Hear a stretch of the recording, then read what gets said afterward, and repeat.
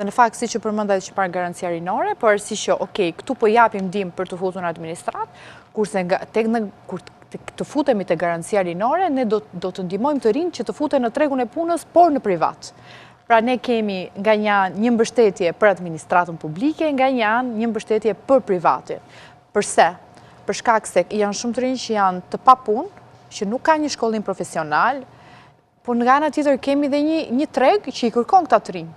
Dhe nuk kemi pse marrim të rinj nga Bangladeshi, apo si që është bërë tradit tashmë edhe në Shqipëri. Edhe kioskat e Tiranës ishin me filipinezë, në këto që shisnin cigara.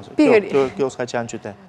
Pikërisht, mendoj që në të rinj tani kemi shumë të mirë, mund të fillojmë të angazhojmë në fushat e turizmit, në fushën e të themi akomodimit, apo ku di unë shumë në fushat profesionale, ne s'kemi hidraulik, nuk kemi elektricist dhe nuk kemi pse këtyre të rinjve mos t'i japim këto aftësi dhe mos t'i adresojmë ne vetë sa do pak të mundemi që në këto lloj fushash.